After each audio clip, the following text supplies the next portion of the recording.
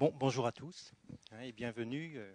Donc je suis Patrick Chichet, je suis directeur des affaires juridiques, des relations avec les usagers et de l'éthique au CHU de Nice. Je suis très honoré d'être parmi vous et de participer à ce séminaire du GRAF. Monsieur le Président, cher Jean-Paul Ségade, je vous adresse ainsi qu'à vous tous les amicales salutations d'Emmanuel Bouvier-Muller, le directeur général du CHU de Nice, qui aurait aimé que ses obligations lui donnent un temps de répit pour assister à cette journée. Je vous adresse également les amitiés de mademoiselle Stéphanie Trombetta, qui aurait dû être ici, mais les élections professionnelles d'aujourd'hui l'ont obligée à rester sur place à Nice. Et je lui sais gré d'avoir eu la gentillesse de me proposer de venir à ce séminaire et de me permettre ainsi de découvrir un groupe de réflexion tourné vers la recherche et les applications hospitalières. Le thème de nos réflexions est centré sur la thématique sphère publique, sphère privée, une frontière qui se brouille ou une redéfinition des concepts. Dans sa conférence introductive d'hier soir, Monseigneur Pontier a posé un diagnostic empreint de finesse et d'humanisme. Notre société tout entière voit ses repères bouger jusqu'à se brouiller. Mais pour bien vivre ensemble, il est nécessaire de redéfinir ces concepts. Monseigneur Pontier a retenu 4 principes clés qui sont des phares pour l'homme s'il veut être acteur responsable de sa vie.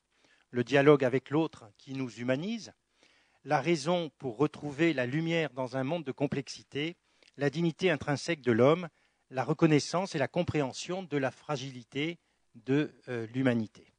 Notre atelier de ce matin va retrouver ces grands principes, même s'il est consacré aux aspects juridiques et économiques de ces frontières entre la sphère publique et la sphère privée.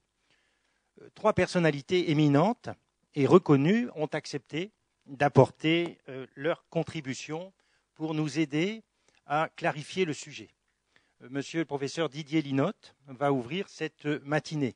Il sera suivi par 2 praticiens qui mettent ou ont mis en œuvre les grands principes du service ou du secteur public. Il s'agit de monsieur François Gélineau et de monsieur Jean-Claude Mallet, que nous présenterons tout à l'heure. Le service public de la santé n'a pas construit de frontières fermes avec le secteur privé. Les hospitaliers le savent bien, qui ont connu depuis les années 1958 le secteur libéral des praticiens plein temps, les médecins de ville avec leur blouse à l'hôpital, les cliniques ouvertes, l'hôpital local. Les années récentes ont accentué cette perméabilité, ou plutôt la coopération et la complémentarité entre les 2 sphères publiques et privées. Les groupements de coopération sanitaire, les groupements de coopération médico-sociaux, les partenariats publics-privés se multiplient.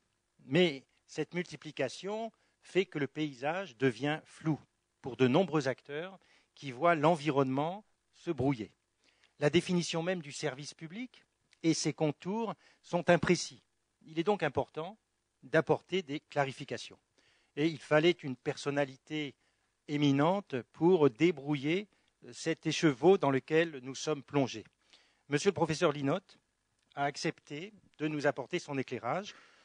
Professeur de droit public, il a analysé l'histoire et l'évolution du service public, particulièrement dans le domaine économique. Également acteur de la vie publique, il a été au cabinet de plusieurs ministres et recteurs d'académie. Praticien du droit, il est avocat à Nice et à Paris. Cette présentation très brève de votre carrière, vous allez, cher professeur, accepter de la compléter. Monsieur le professeur Linotte, merci de nous apporter votre vision et vous avez la parole.